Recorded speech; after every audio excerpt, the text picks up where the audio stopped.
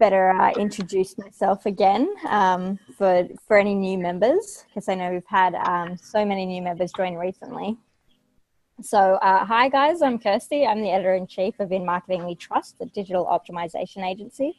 And I thought I'd give ourselves a little plug at the moment because we're currently on the lookout for a few new team members, specifically a social media and community manager for Australia and New Zealand, an SEO specialist, a Danish PR, content marketing and link building specialist, and a PR and content marketing specialist in Australia. So if you or anyone you know fits the bill, you can shoot me an email at kirsty@travelmassive.com. Pretty easy to remember, or you can just reply directly to whatever email that's sent you here. Okay, so let's get started with today's topic on targeting long-term travelers and digital nomads. I'll let you introduce yourself, Matt, and take it away. Yeah, thank you, Kirsty. So my name is Matija Rukavina, and today I'll talk about how to target long-term travelers and digital nomads. It's really exciting for me to have this webinar for you and to share my experience and my thoughts, and I hope you're going to learn from some of my mistakes and some of my failures, and that are going to give you good insight about one of the really hottest travel industries currently. So we can start with the webinar. I'm going to turn off the video and yeah, let's start it. So Kirsty, we're not going to wait for anyone else to join. I can go with the slides. Yeah, absolutely. Take it away. Great, great. Hope everybody's seeing my screen. If not, yeah, let us know definitely. Before we start with the official slides, please just turn off your cell phones. You don't want to be disturbed with any notification, messaging, Slack, WhatsApp, whatever. And if you have any questions, we're going to have a session of around 30-35 minutes, so stay with us until the very end. I plan on having a question and answer session at the end. So it's 2 past midnight, it's 2 a.m. in Cape Town in South Africa, and I'm really, really excited to be with you. I just want to say one thing before I start. World Travel Market Africa has just started, and we had a fantastic kickoff evening here in Cape Town. There was more than 200 people from Travel Massive Cape Town community, and the event was right now, I'm just coming from the event actually. Of course, I couldn't stay too long because I had to go through my webinar once more before we go live. But I'm really glad to be here with you now. For those of you who don't know, World Travel Market Africa is the really biggest travel event in Africa, B2B event, which brings the world to Africa and Africa to the world, and Travel Massive is a big part of this event. So at the beginning, I'll tell you a little bit about me, about my background. I'm an AV traveler since 2004. And I've been location independent and working remotely since 2013. I was involved in engineering business and software distribution company. And as my company grew enough, I was able to work remotely.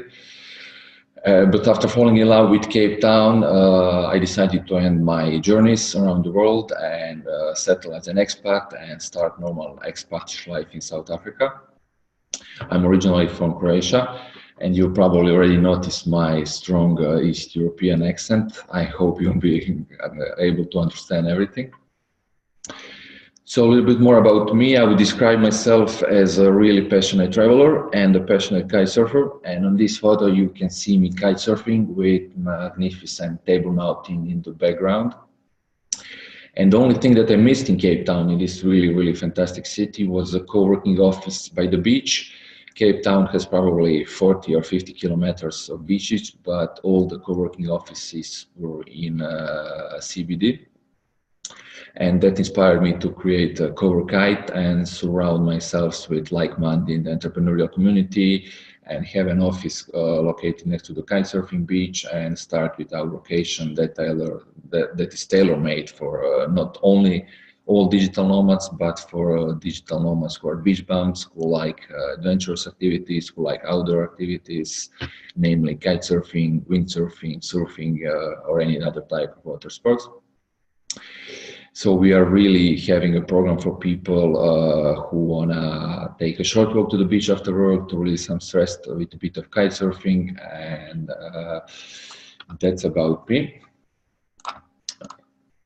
What are we going to cover in this webinar? I'm going to tell you a little bit about CoworKite, about our location in the program for location independent professionals.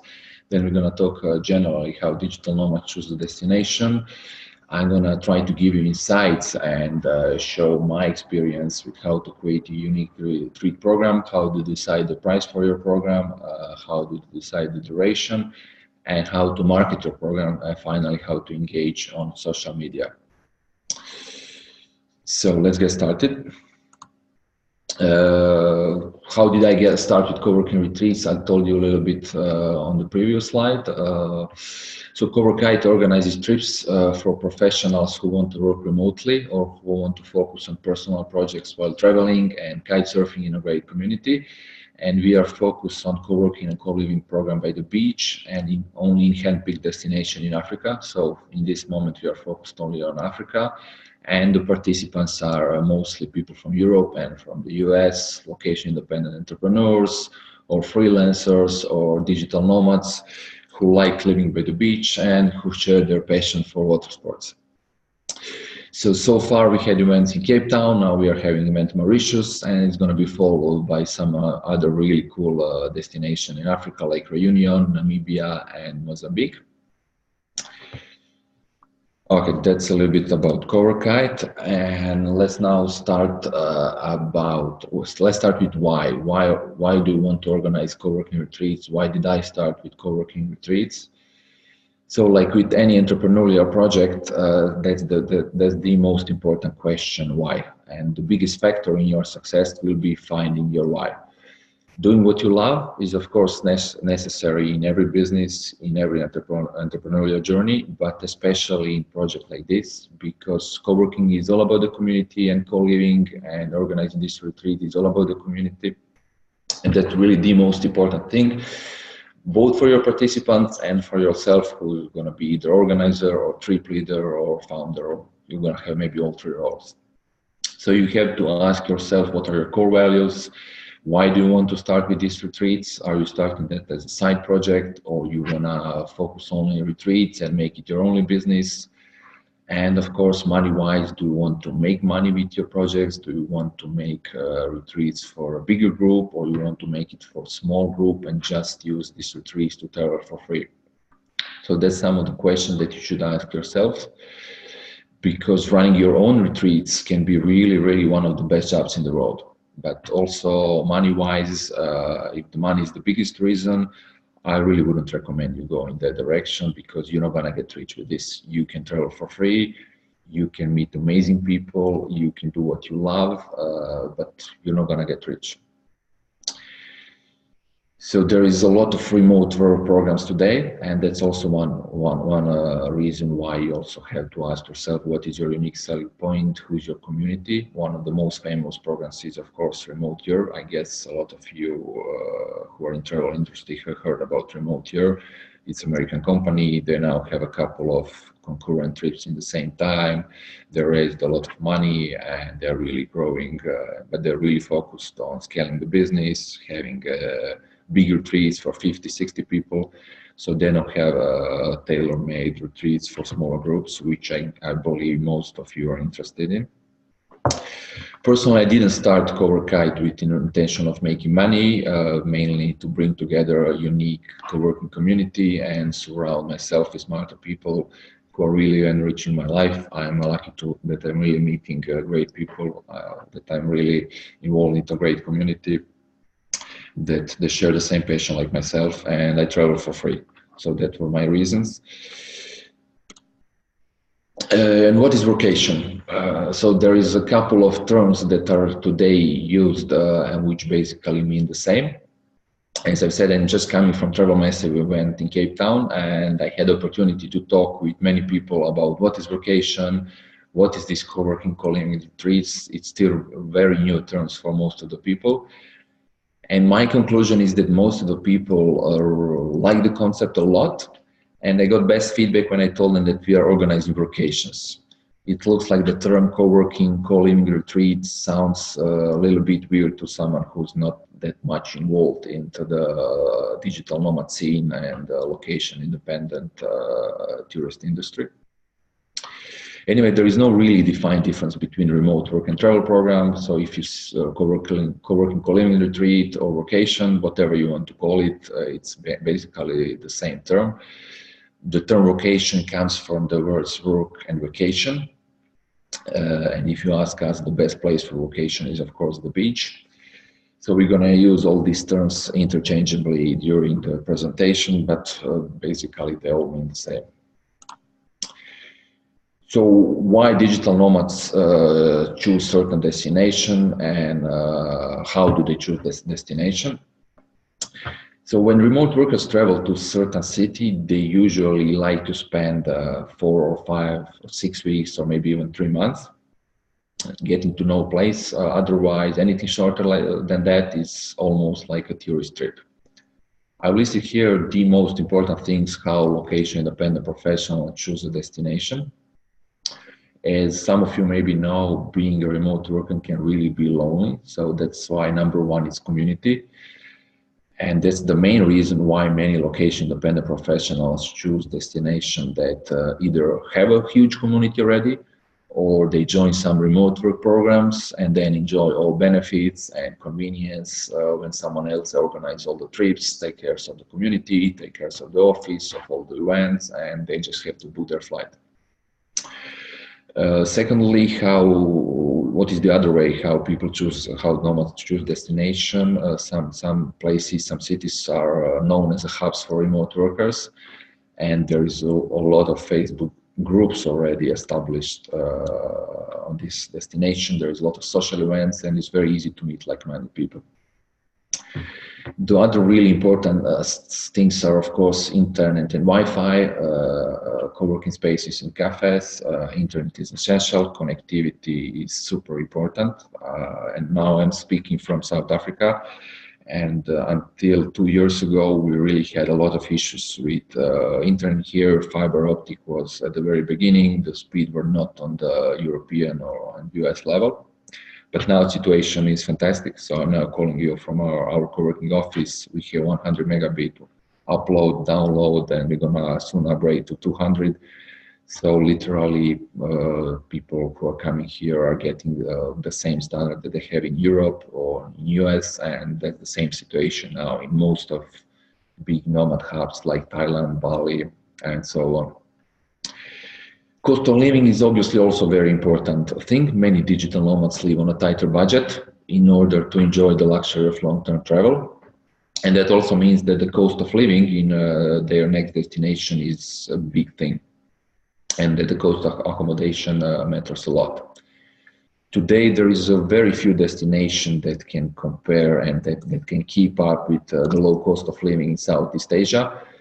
And that's one of the main reasons why Bali and Thailand are now super popular. Regarding co-working spaces and cafes, some remote workers are perfectly happy getting their work done in their apartment or in their coffee shop. But a lot of people, especially developers, still love all the convenience and all the amenities and the reliability that co-working office brings. So having a big network of co-working spaces is one of the things that also helps people to choose their next destination. Obviously, weather is an important factor. I don't even have to talk about that. A lot of location-dependent people chase perpetual summer. Other important factors that are not listed here are food and safety and visa process. So let's talk a little bit about the community. What is co-working retreats? It's all about the community. Same can be applied for anyone else actually in travel hospitality industry who wants to target location independent people and long-term travelers. So not only for the co-working retreats, but today we're going to talk mainly on co-working retreats. Although for those who have a guest house or even Airbnb, it's also about the community. Airbnb started about the community. For those who have a guest house, if they want to attract long-term travelers, they need to offer added values, and it should be some community values definitely to attract the long-term travelers. They cannot just offer accommodation, unless they have the cheapest price, of course. So there has to be an added value. You are selling the community, you are selling to long-term travel a sense of meaning, you are selling sense of purpose, where socialization is the most important things, is the unique selling point. It's not about accommodation, it's about community, it's about meeting like-minded people.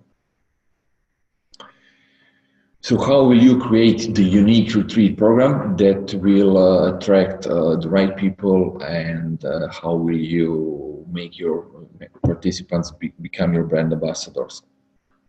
Firstly, you have to create a program that is really uniquely tailored to their needs. The digital nomad movement has grown a lot. And in our case at CoworKite, we have outdoor activities for water sport lovers. We have the office and all apartments located a short walk from the beach. And that's our unique selling point, and that's what attracts our community.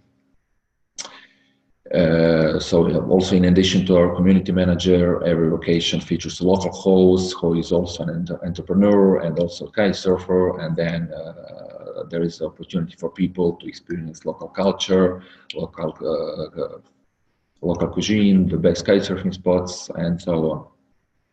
So that means creating a program that is really uniquely tailored to the needs of the people who want to join your events. Because remember, you are attracting the people who have a different way of living and working. It's not a tourist event. This is their lifestyle. This is not vacation. And people who are coming to your events basically either are perpetual travelers or they're location independent. They have a maybe base city and they want to just spend a European winter or American winter in some really interesting location. One of the ways how to create unique retreat program is also to partner with existing remote work companies. As I said, there is a lot of companies, but some of them are open to partner. And at CoworKite, we also hosted at our office by the beach 2 American companies. So we hosted 2-3 month remote work programs. We learned a lot from them. We're gonna continue collaborating with them. So some of the programs are on the market are really open for partnership, and that's definitely the easier way to get into the market and maybe in future have your own program. What are the reasons why some people are booking? It's convenience, it's community, and it's security that everything's gonna work, that they don't have to worry about anything, they're gonna have great people, that Wi-Fi is gonna work, that trip leaders know the destination, they're gonna prepare great apartments. So you have to ask yourself, can you offer all 3 of that? Do you know your destination very well? Did you do the pre-scouting of the trip? Can you offer great price as well if you're offering all these values? I will now touch shortly how co-working retreat differs from the tourist trip. So the first thing, again, community. We are talking about community almost on every slide, but that's because it's a really important thing. What does it mean, curated community? Most of the programs today, most of the co-working retreats have application and interview procedures. So there is no online booking like Airbnb or Booking.com or any other booking platform.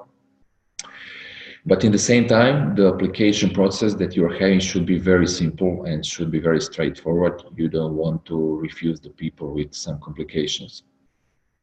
So it should be a requirement that all the participants who join your program, they should be full-time remote workers or either freelancers or entrepreneurs, or they need to work on their side projects. Otherwise, if you have the tourists on the event, if you have people who are not working, firstly, they will not fit. And secondly, other participants will not get the values of community they're looking for, and they will not return to your future trips.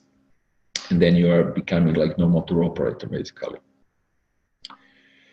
And what is another thing is duration. Duration of co-working retreat window is usually at least 2 weeks, up to 3 months, while most of the people stay 1 month.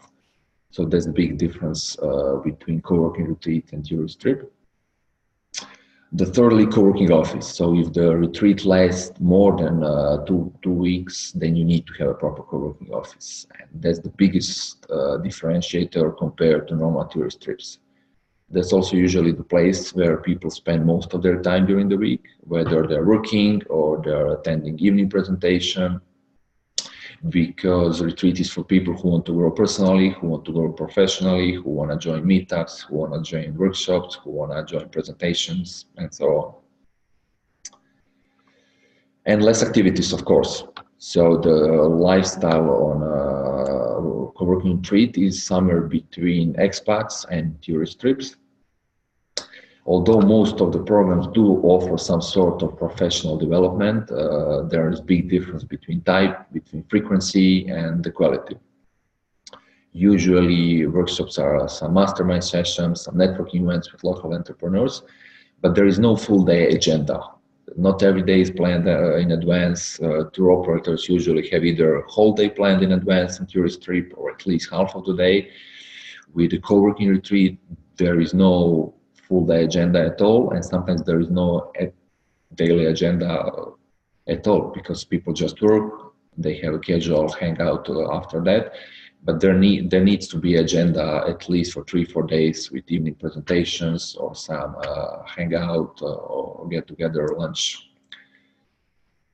Yeah, then you need to have certain agenda that is really, in our case, we had some kitesurfing events beside all these workshops and community events. So if you are having, let's say, yoga retreat, or you're attracting bloggers, then obviously you're gonna have more events that are interesting for your community. And during the weekend, usually participants organize their own trips. So you don't have to worry about weekend trips in terms of organization, unless you want to organize some side trips. And we're gonna talk about how to price side trips from the people a little bit later. The only thing that is really certainly in common between tourist trip and co-working retreats is accommodation.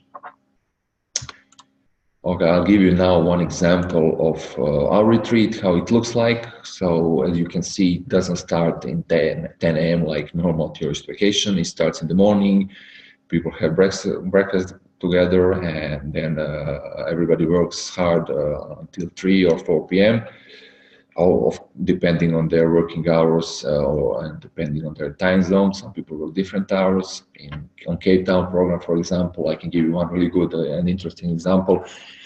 We have some people who started to work at 6 a.m. because they wanted to hit the beach as soon as possible and have more time for kite surfing before the sunset.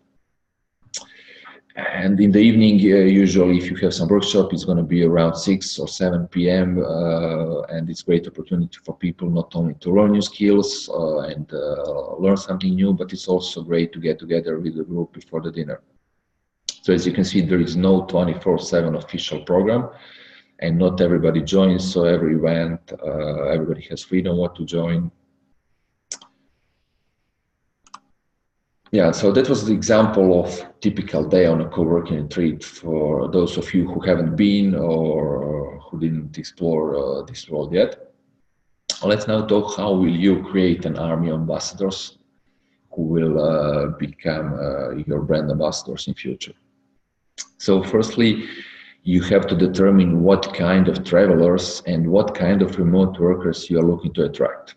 So are you looking to attract backpacker digital nomads, or you are looking to attract successful entrepreneurs? That's a big difference. Not only in price, but also in the program, but also in the branding and everything else. So all your communication, all your branding, all your program, all your pricing should go in the direction to attract the right community. That will define the type of accommodation, whether you want to have shared or private rooms, how far you want to be from beachfront, and all other small details, of course. Yeah, one of the really important things to say is every remote work program is not for everyone. So don't try to be perfect fit for everyone, especially in digital nomad community. People are very, very experienced. They are all on Facebook, they are on the social networks. So you need to offer a creative community. Community is really everything. And if you want to have create an army of ambassadors, less can be more. And I can tell you my example, so you can really learn from my mistakes. Excuse me, I just had to drink some water. So on our first location, we wanted to have 20 people, at least at some stage. We wanted to have a fully booked event, so we booked enough apartments for 20 people. And now I know that was a really big mistake, because it's not about number of people, it's about how tight-knit community you are having. So if only 8 people signed up for our co-working retreat, that would be 8 right people. Instead of focusing on the number of participants, it's much more important to focus to have tight-knit community, because only then participants will become your future ambassadors, and they're going to tell everyone that it was really experience of their lifetime, they met fantastic people, they learned a lot, and so on. The reason is because socialization and connectivity and networking are the prime selling points for everyone, and if people are not getting that, they will not return to your future events, and they will not promote you. When someone joins a retreat, they are expecting really unique, they are expecting purpose-filled experience, and people want to visualize the really clear outcome. Why are they joining their retreat? Is it going to make a big difference in their life if they are paying premium price instead of organizing on their own? And that's the result actually that you both want, both participants and you. So the less can really, really be more. And this is another really important thing. The trip leader, the community manager, is the most important person who's also going to be responsible to create your army of ambassadors in future. And the trip leader is going to be responsible for success of each location. And you can be trip leader, of course, you can be organizer, or you can hire someone, or if you have a co-founder, you can do organization, and he can be community manager depending on the number of participants, if your budget can afford it. But definitely trip leader is the most important person.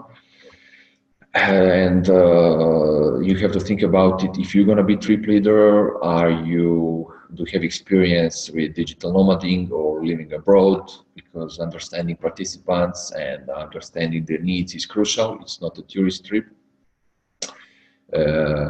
Building on the community spirits, manage conflicts within the community, and organizing events, that's not always an easy task.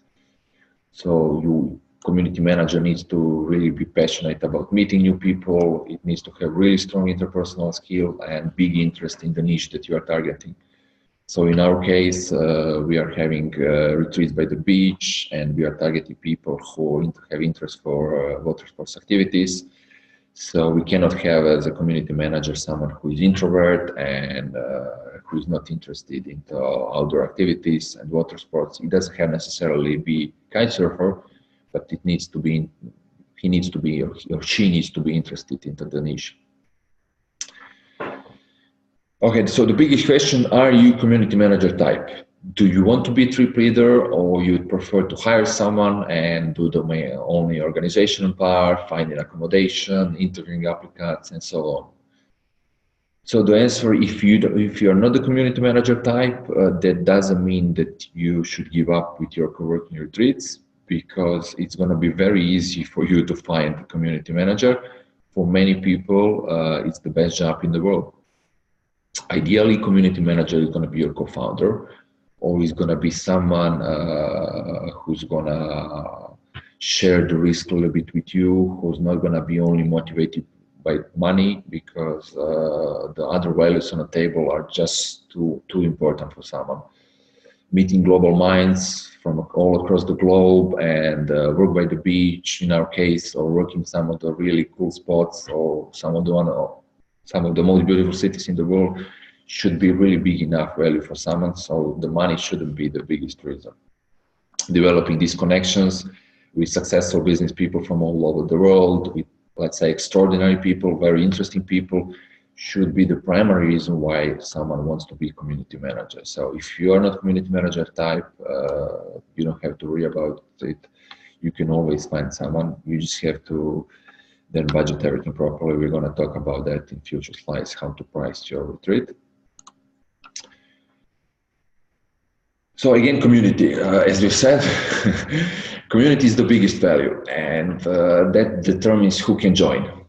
If you have a low price retreat, you're going to attract a lot of young people in their early 20s, and as a result, mature remote workers probably will not return to your future retreats because they were not able to meet people in the same stage of life or in the same stage of business, or they were looking for different values. Also, there is a problem with too high price tag because digital nomads, as we've said, are still looking for, I wouldn't say for cheap places, but they're looking for cheaper place where they'll originally originate from, or they don't have an endless amount of money to spend. Even though there is more and more really wealthier digital nomads, but the budget is still very important thing. So no matter how much value you put in your package, that's gonna result, if you put a too high price tag, it's gonna result in turning some people away. And the best way is to ask yourself, would you be willing to pay the same price? And if you're gonna ask your friends, would they be ready to pay the same price? And if your value proposition is good enough. So let's talk about 10 people retreat example. 10 people retreat example is the best because I think below 10 people, it's not that easy to be profitable. And basically, in the base case scenario, you're gonna get a free trip for yourself, and that's it. So the most important thing is that pricing retreat based on the hope that you're gonna have maximum number of participants. In our case, 10 is gonna create you a lot of stress. So don't do that. Don't price retreat based on that you're gonna feel retreat. It's gonna create a lot of stress, and if you are worried and stressed about your retreat budget and the price, people are gonna pick up that energy definitely on the event.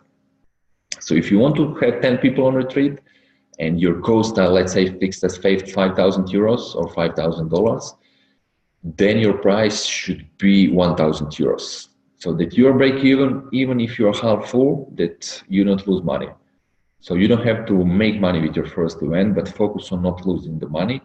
So that's why I price it at 1,000 euros. And even if only 5 people signed up, you're still not gonna lose money, and you're not gonna be worried, you're not gonna be stressed, and it's your first retreat, and you're gonna get free trip for yourself. And if you're really fully booked, it's always better to put more values on the table, put more values that were not originally included, like let's say free dinner or free yoga class, or in our case, free kitesurfing lessons. I always prefer to treat people well and to put more values that were included in the package instead of worrying about the money. And last thing that I said, I'm going to talk about side trips. So it's co-working retreat. You are not tour operator during the weekend. I guess you're going to join some trips with participants, but nobody expects that you're going to be their tour guide, that you know everything. So yeah, planning a weekend or after work trip is something that you can do, and that you should help people organize it, or you should definitely connect them with local vendors, try to negotiate the prices. But you have to know that planning that can be really time consuming, and it's not always an easy task. In our case at CoworKite, all the side trips, all those weekend trips that we were planned were either completely paid for by us, like they were included in the package, or we just put them as additional value, or we charge people at the cost. So we didn't try to make money with weekend trips, whether it was going to the wine farm or going to the safari and so on. And again, as I told you, it's better that you learn on my lessons. The lesson that we learned is definitely that putting a price tag and having something inexpensive is way much better than free, no matter how cheap is the side trip, only because it brings responsibility. If you put it as free, a lot of people just say, yeah, I'm going to join you. And then they just don't join because they don't appreciate if it's free. So rather put a price tag, even though if it's something really cheap, let's say like 5 euros, 10 euros, price tag brings responsibility, and price tag definitely shows that what you are doing has a certain value. What is also important to say about price is that duration and community and price are all the time in very close correlation. and you need to think of yourself as running a business. So although you're maybe not giving yourself a salary, you have to think about all the time, all the energy, and all the money that you are putting into planning this retreat.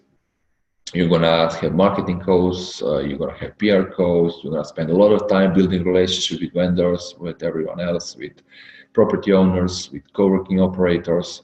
So it is very time consuming. And if you want your brand to be sustainable, eventually you won't be able to organize all the trips, or if you get sick, you will have to pay someone else. So you always need to have a space to pay someone else to do it on your behalf, even though if you want to be community manager and do everything, you always have to think of yourself as running a business.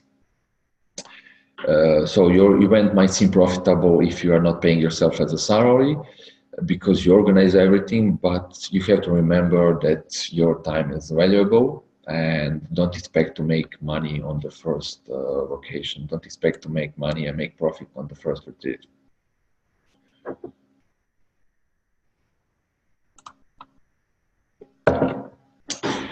So regarding duration, as we've said, the price and community are very much correlated with the duration. At the beginning, you have to define the destination and you have to define the target group, and that's the two most important factors that you should have in mind when thinking about the duration. I could talk how to choose duration. I could talk a lot, and I wouldn't still give you the perfect answer, but let's try to simplify. If you are targeting European participants and the event takes place in Europe, I would advise to have a shorter duration, 1 or 2 weeks vacation, which is going to be basically more of a networking event. We're going to talk about that later on the next slide. And secondly, if you want to have a longer program, let's say 1 month or 2 month program with open window, then you generally are looking for a very distant destination. Of course, if you're targeting European travelers, so you're looking for destination like South Africa or Thailand or South America, where people are not going to go for only 1 or 2 weeks. So let's talk firstly about shorter co-working retreats and how you should organize it and what does it mean and what is the difference between short and a long co-working retreat. So on a short co-working retreat, you should have a lot of planned activities, and it should be a very intensive program, almost a touristy one program. It's not necessary to have a dedicated office space because majority of the people are not gonna work all day long, and it's more a networking event than a proper co-working event. I guess most of the people are gonna maybe check emails, work 2 or 3 hours a day, and they are there to network, they are there to experience some really cool destination, and you should really have intensive program and very interesting workshop, because that's also going to be something that going to attract people. And if you can show the workshop that you're going to have in advance, that will be great. That can be also a unique selling point. So the bottom line, only difference between the tourist trip and co-working retreat, 1 or 2 weeks, is creative community, and it's all the time Wi-Fi access. So you have to provide SIM cards, you have to provide fast internet, although you don't have to provide office. And ideally try to have everyone in the same building. You don't want to worry about many property owners or having people on distant locations. That's gonna really make logistics complicated if you are having some shorter co-working retreat. And the second thing, the second point, higher weekly price. That's really important to talk about it. On a shorter retreat, you won't be able to negotiate great price for accommodation. You're gonna also pay basically touristy price, although you're gonna get volume discount if you have 30 or even 40 people. But you need to have higher weekly price than on a longer co-working retreat. Okay, let's talk now about longer co-working program that lasts between 1 and 3 months. You definitely need to provide a proper office and have a 24/7 access. Some people are going to work US time zone, some people are going to be Australian time zone, and having a 24/7 office is a must. And most of the activities, most of the time, people during the week are gonna spend at the office. So they're gonna either work at the office or they're gonna join the workshop. So having an office and having a really, really good relationship with the co-working operator is a big thing if you are having a longer program. You don't have to have no everyday intensive program. On the contrary, you shouldn't have it because people are gonna work normal working hours. So having 3 or 4 events, workshops weekly, or meetups, or get together lunch or talks, that should be enough. People are not gonna have time for more than that. And during the week, usually everybody is either doing some trip with the group, or they're exploring the destination, or they're visiting their friends. So the weekend side trips are a normal thing, and I wouldn't advise you to put some big activities during the weekend. People like to do their own thing during the weekend. Basically, lifestyle going to be almost like an expats, although a lot of people are going to book some tourist small tours, weekend trips, and they're going to spend much more money than expats. So that's why they are travelers here. They are not living a normal everyday life. And private rooms, that's something that I would really advise you, that you put into the package private rooms on a longer program. That's important. In our program, we had only private rooms, and the average age was like 35, 36 years. So we were targeting people who are not in their 20s, and we didn't have shared rooms at all. Also, price-wise, you gotta be very careful. You have to put lower weekly price because it's longer retreat, and it's not one week retreat where people can afford to pay bigger price. They basically can afford to pay tourist price on if you want to have people who wanna stay with you for 4 weeks or even 8 weeks, then you need to have a lower weekly price definitely, and you need to stimulate people who stay longer with you. And you can also afford to have a lower weekly price because you're gonna probably manage to get great monthly price and negotiate monthly price with property owners. What else is important to say here, when you have a longer program, then you can work with more than one property owners, whereas on a shorter program, I would strongly advise you to have everyone either in the same villa or work with only 1 or 2 vendors, or with only 1 or 2 guest houses. So how to market your co-working retreats? It's not easy. Let me tell you, it's not easy. It's difficult to market your business and any business, and especially co-working retreat, if you don't know who's your community. So at the beginning, you have to understand who's your ideal clients, what their interests are. And the best way to promote it is networking. So that's certainly the best way. And you need to get out to the events, you need to go to the trade shows, you need to go to digital nomads events, you have to engage with the travel community in your area or area where the people you are targeting come from.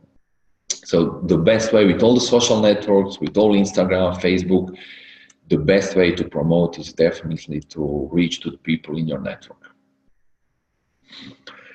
Secondly, put a lot of time into descriptions of your program, of your retreat, and what you're offering, because it's one of the main things people will look when they are evaluating whether they're interested in your program or not.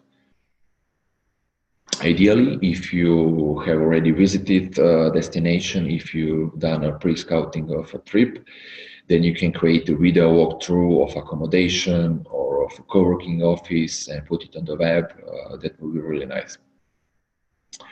Also, regarding descriptions, what is really important to manage people's expectation.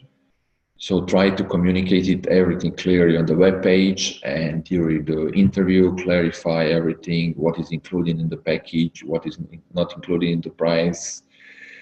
So explain what are the rules for guests, what are rules for accommodation, for the office, is it available 24/7? Putting people's expectation in place before the start is something that you want to do properly. Press releases, if you have a good network of bloggers or if you have contacts with if online media in tech startup space, that's a great way to go. But it's not going to be easy to get their attention because there's a lot of similar events, and no matter how your cool program is, don't get discouraged if the media is not interested into your press releases. So besides networking, social media is going to be probably your main marketing channel, and you want to provide great content on social media, and you want to go out and promote it and join the Facebook groups. But when you're doing that, don't forget that everyone on these networks is a real person. So they're not numbers, they're not followers, they're real people. They are real persons, so the more value you can provide with your post, with your engagement in different Facebook group, the more trust are you going to build. And that's why how to build a good relationship. That's the way how you show that you are really doing something meaningful, that you just don't want to sell your package to the people. And joining all these Facebook groups is free, it just requires your time. And we're going to talk about that on the next slide, how to engage on social media. Also, one of the ways how to promote are co-living retreat platforms. There is a couple of them, like co-living, like coworkation.com, and so on. So in case you didn't know, just like there are accommodation marketplaces as Airbnb and Booking.com, there are also co-living marketplaces. The market is becoming bigger. There is more and more digital nomads, and there are now co-living retreat platforms. They are not really that very known to the people who are not digital nomads already, but it's becoming bigger, and I advise you also to put your program on these platforms. It's not going to cost you anything. They are usually charged, they're commission paid, just like Airbnb. And last but not the least, email list. So try to leverage your current business. If you are a blogger, that's going to be, of course, much more easier for you. You have a big network of followers. If you've been organizing events in the past, then you'll again have a big network of followers. But anyway, try to leverage your current business, your current LinkedIn network, reach to your network, and try to build your email list. At the end of the day, email and newsletter marketing is still one of the best way how to market anything, including your retreat. Yeah, but don't spam people. I'm not sure if you know, but there is some new privacy laws in Europe, like general data protection regulation. I didn't read completely, so I don't know what exactly means for email marketers.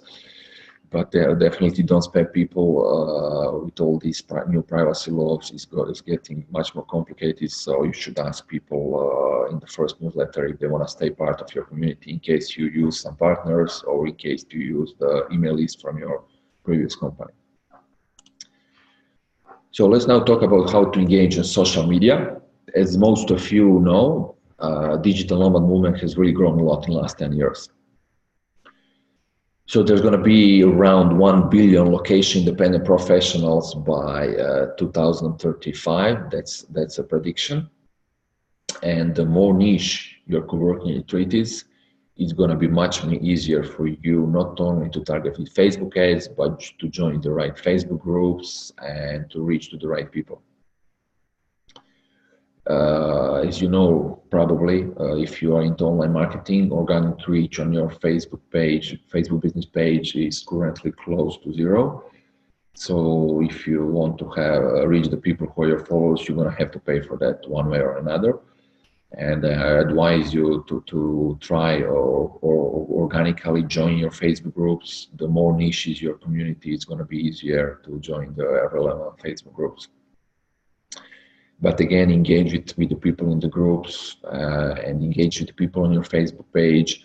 For every post where you promote your retreat, you should post 3 or 4 things that are really useful to your community and that promote other values that you are doing, but they shouldn't be sales posts. So it's very much about giving and taking. Don't try to sell it too much, especially digital nomad community. A lot of people, everybody's working something on some IT projects. They are either online marketers or developers. Then they understand how social media works. You gotta be genuine. You really gotta show that you love what you are doing, that you wanna create something cool, and only then you can expect to have certain result.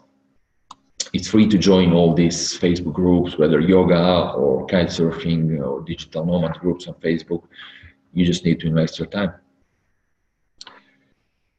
So regarding Facebook targeting ads, I'm not a Facebook specialist. Recently, Travel Master had one interesting Facebook webinar. So if you didn't listen it, you can check it.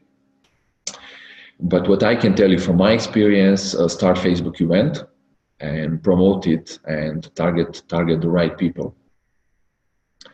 Or on the right side, you can see example of our upcoming Facebook event on Mauritius, and you can see 5 people said that they are going, 57 people said they are interested, and we still have like 3 months until the start of the event, which sounds great.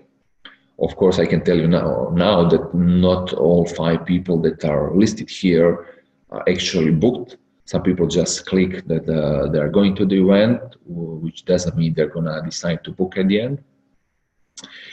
But it's also great for other people who check your webpage. People wanna much easier make their decision if they see there's a lot of interest in your event already. If they see there is some people going to your event, there's a lot of interest. So it's gonna be much easier for you to start a Facebook event as soon as possible. And secondly, regarding Facebook, you can also prepare it. Starting Facebook event is a great way to prepare to start building a community around your trip. In our case, we were using Slack. We didn't use Facebook for our programs because it lasted for 2 months and it was a group of 20 people. It was longer duration. And Facebook and WhatsApp groups were not convenient for us. We needed different channels. There was really a lot of engagement. There was endless amount of messages, photos. So we needed different channels for, generally for main activity that people do, like going to lunch, going to kite surfing, doing the side trips, going to meetups, and so on. And last again, the same that we talked on the last slide. Try to leverage your current followers. If you're a blogger, it's going to be much easier for you to start with your coworking retreat. You already have a big base of followers. If you're not a blogger, try to connect with some media, try to find some partners. Maybe you can work with some blogger, maybe you can pay them free trip, maybe you can do revenue share. Yeah, anyway, try to be creative, definitely. In our case, I was lucky that I had a big network of entrepreneurs who are into kitesurfing, and we got several participants from one global entrepreneurial organization that I'm a member of. So that was, let's say, our easy way to start into this. And obviously, we own the co-working office here in Cape Town, so a lot of people were members of the office. They heard from someone. We already started building community in that way. So that also helped a lot. And we are open for collaboration with other remote work programs. So we didn't close door with them. We are not trying to build a scalable business. So that also helps a lot with attracting the people. I guess that's about it, how to engage on social media. Let's now talk about after event and during the event, how will you know if you're on the right track? So it's not only about organizing your first event. You want to have participants who's going to come to your events, who's going to become your brand ambassador, who's going to promote you and refer your workation to everyone else. Collecting feedback is essential, and you should do it both during and after the workation or after the retreat. So right after the event is ended, 2-3 days after that, ask attendees for feedback, send them email, and you want to do it because you want to do it while the experience is still fresh in their minds. For us at CoworKite, the biggest proof that we are on the right track were people who extended the workation and returning participants to the future events. So that's going to be the biggest proof for you if you're on the right track. So don't always focus on what people are saying. Focus more what they are doing. If they're extending the program, if they decided to stay more with you, that's the best feedback. So they can tell you that it was a great event, but if they never book with you or if they don't extend the event, that's a good sign. Usually, if people are happy, I would say around 30 or 40 people are going to eventually join your program at some stage later, if the price makes sense, if you don't raise the prices, of course. So yeah, I think that was generally everything. Yeah, I think that was it. Thank you so much for your attention. I hope you learned something. I hope you learned from my mistake. I hope you got some insight into everything. So if you want to read all our lessons, we wrote one blog post about lessons that we learned from a workation. Send me an email, I'll give you the link to the workation. Also, if you want to get our machinery issues brochure, see how we are marketing our event, what are our online PDF brochures, reach to me. I'll be happy to talk about you. My email is matt@coworkite.com. So yeah, let's stay in touch. I like to answer all your questions. Feel free to get in touch. I would like to talk with you about remote work and travel. Let's talk about that. Let's talk about kitesurfing destinations. And I think that's it from my side. We can move to questions and answers. I hope some of you have some questions. If not, it's almost 3 a.m. in Cape Town. So okay. Kirsty. Yeah. Great, thanks so much, Matt. So let's see if anyone has any questions now. So to ask a question, you just need to raise your hand by clicking on the participants button at the bottom of your screen there. It should be right in the middle at the bottom of your screen. And from there, clicking to raise your hand. And you can find that one over on the right of your screen.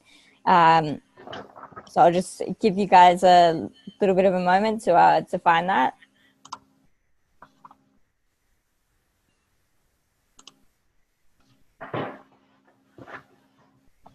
Okay, so it looks like we probably don't have any questions today. I'm probably not surprised considering the time it is for a lot of you guys.